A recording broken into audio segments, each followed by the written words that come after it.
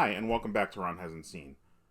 On this channel, I watch and review movies for the first time, probably something I should have seen a long time ago, but in this case, maybe I could have skipped them.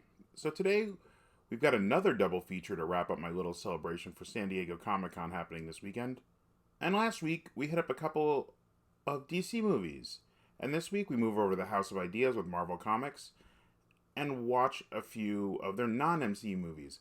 But now that the multiverse exists, these are tangentially part of that Marvel Cinematic Universe, but I don't think we're going to see them referenced much. And these movies are 2005's Elektra and 2007's Ghost Rider. Let's start off with Elektra. It's the follow-up to 2003's Daredevil, and while Daredevil made its money back, it couldn't be said to be a big hit with critics or fans.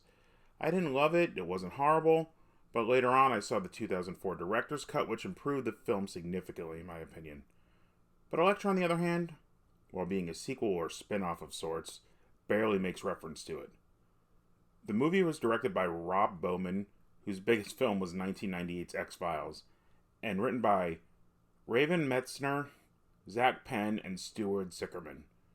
It made a worldwide total of $56 million on a $43 million budget, and sits at an 11% on Rotten Tomatoes. So this movie obviously wasn't a fan favorite either. The movie starts some time after Daredevil, with Elektra, now an assassin for hire, who is shown racking up unnecessary body counts to get to her target. She's hired to kill Mark Miller and his daughter Abby, but then refuses to. We're not sure if it's she gets to know them, or if it's because she doesn't want to kill a kid. That's just kind of left a little nebulous, like a lot of this film. The Hand, an international mystical criminal ninja syndicate, sends its assassins after the family, and Elektra decides that instead of just walking away from her target, she's going to rescue them. After helping them flee, she finds out Abby is a prodigy warrior that the Hand knows as the Treasure, and they either want to control or destroy her. She protects them from, another assault, and finally just goes and initiates the conflict with the Hand's agents to end the chase. She dispatches the Hand's mystical killers, and that's the end of the movie, so nothing here makes any sense to me. We have little to no ties to the Daredevil movie, just an allusion to her dying in it. But now we have an emergence of superpowers in Elektra, where she could slightly see into the future, and all kinds of other wacky ninja magic powers. There's a little bit of a narration by a character who ends up being Stick, Terrence Stamp, at the beginning of the movie that says there's this ancient battle of good versus evil and embodiment, but really, it doesn't make any sense at all. And I don't need my silly action movies to stop and give me a lot of exposition, but some here would have really been helpful. In some flashbacks, we see Elektra growing up and being kind of driven by her father, who was a mobster for the Kingpin, to be stronger, like learning how to tread water, things like that. And there was some monster in her past that had to do with her mother being killed, which we later learned was Kirigi, one of the Hand assassins that's involved in the whole plot.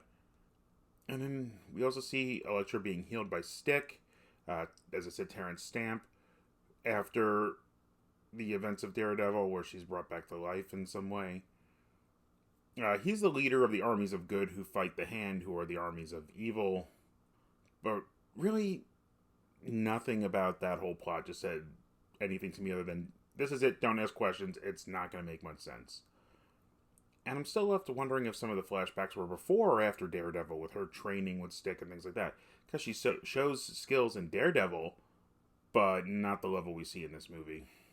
And it's really just confusing with the mess of the nebulous powers, with the tattoo guy who just, sometimes he gets in one tattoo out, sometimes he gets in multiple. And there's a lot of weirdness with that, and then how the Hand gets their powers. Just, yeah, a lot of things there. The motivation for the characters is thin, and it just takes a lot of the stuff for granted for plot points and just moves on. Now, I won't say the movie didn't have some positive notes. I think some of the fight scenes were cool, and there were some nice visuals to them, but that's really about the positive things I'm going to say. Like, the acting wasn't horrible, beyond just trying to act through a horrible script. Reminded me a lot of Zack Snyder's type of stuff. Make those really cool, iconic shots for the trailer or poster, but don't fill in the space between with anything of substance. Like, there's a scene of Elektra's reveal in the opening sequence in a reflection of a whiskey glass, and it's really a cool shot. And then there's these airborne sheets flying through the air, and her final showdown with the Hands leader Kirigi, and that was really cool. But in the latter, we aren't really given a reason for this stuff in the air. Kirigi's powers are kind of nebulous, and whatever it is seemed cool at the time. While at least his henchmen had something consistent, even if their power levels were off different charts. But, that's kind of consistent in comic book movies. And I would say the biggest problem with the film as a whole is that the story goes from taking a character who's maybe a little misguided motivations in the Daredevil film we understand, and turning her into a bad guy assassin, and then trying to give her a redemption arc. That was totally unnecessary.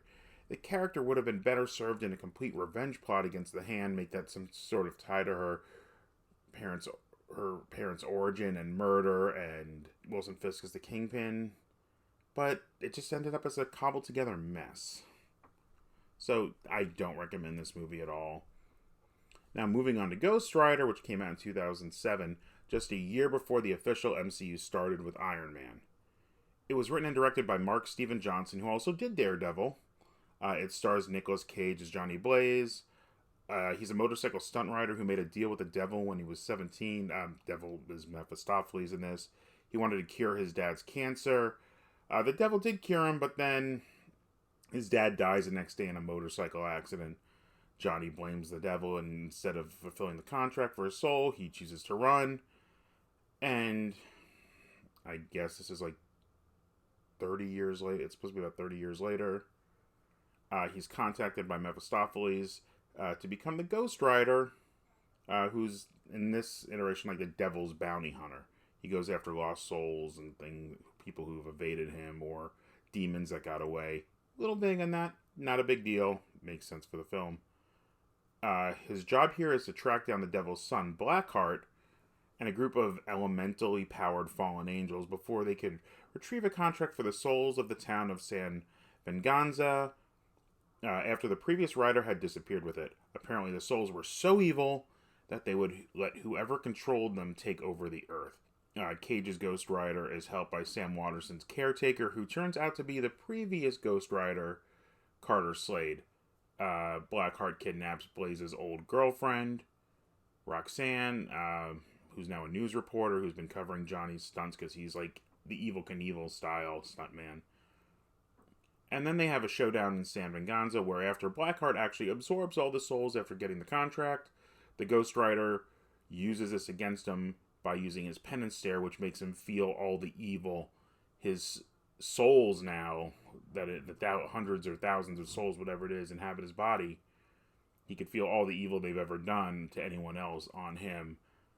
And that beats him. So, but Johnny Blaze refuses to turn his powers back over to Mephistopheles in exchange for his soul back, because now he's going to go out and make sure the devil never makes this deal with anyone again.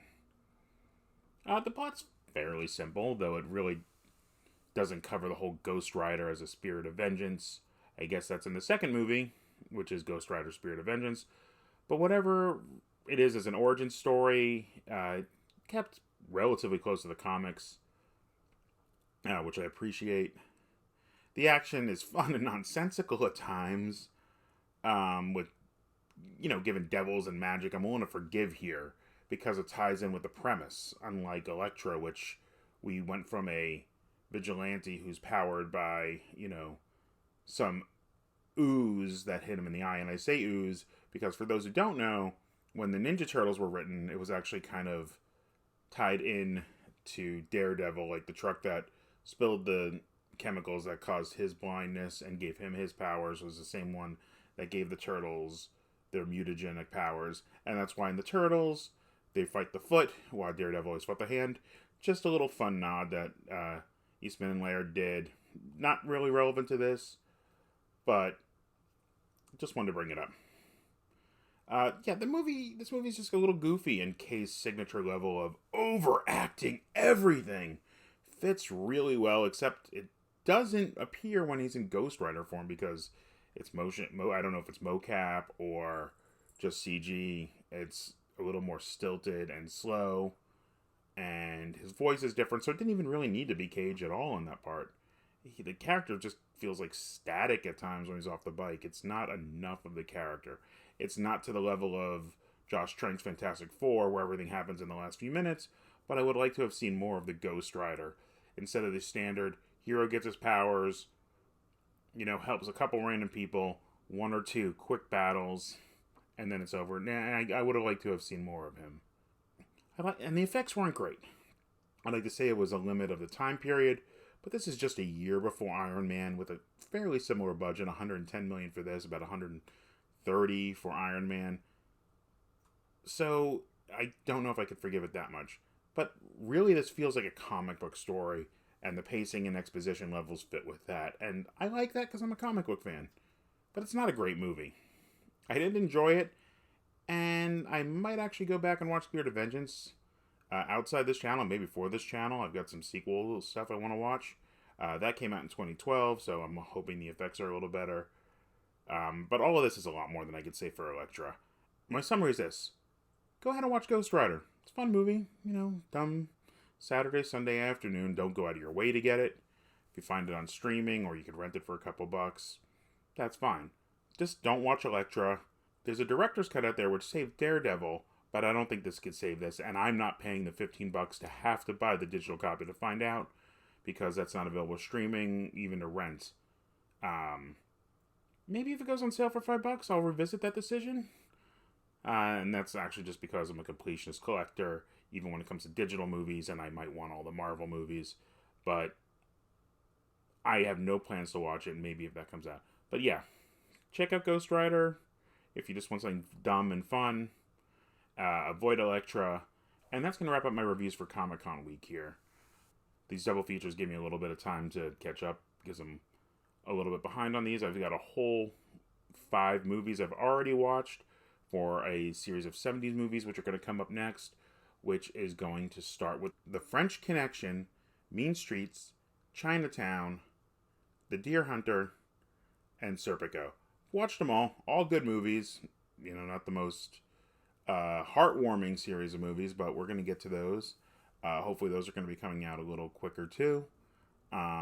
So if you guys like what I'm doing here in this channel, please subscribe, like this video, and yeah, that's it for this episode of Ron Hasn't Seen. Thank you guys for watching, and I'll see you on the next one.